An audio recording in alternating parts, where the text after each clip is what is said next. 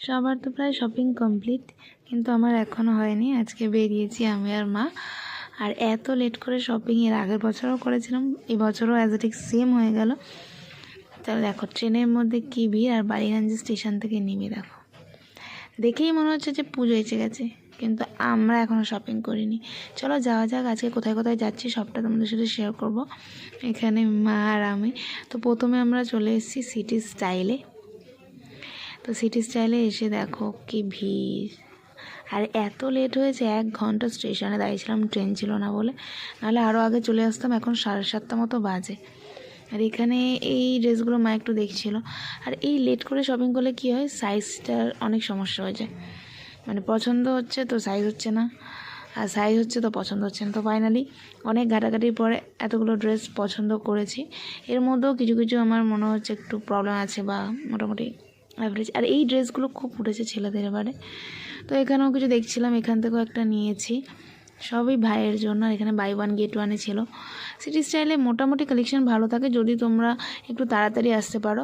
তারপরে এখানে ফিমেল সেকশানে গিয়ে এখানে বাচ্চাদের এত কিউট কিউট টপ ছিল না, কিন্তু আমার বোনের মেয়েটার জন্য নেব ভাবলাম, কিন্তু ওর সাইজেও ছিল না।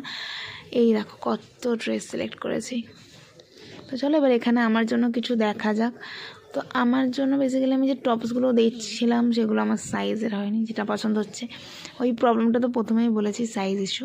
আর এই দুটো 1 পিস মা বললো দেখ ভালো লাগতে পারে। তো দেখার পরে এটাই দেখলাম যে এইটা আছে আমার কাছে। তো এখান থেকে অলরেডি নিয়ে নিয়েছি কিছু। এবারে যাব গড়িয়াহাটের দিকে।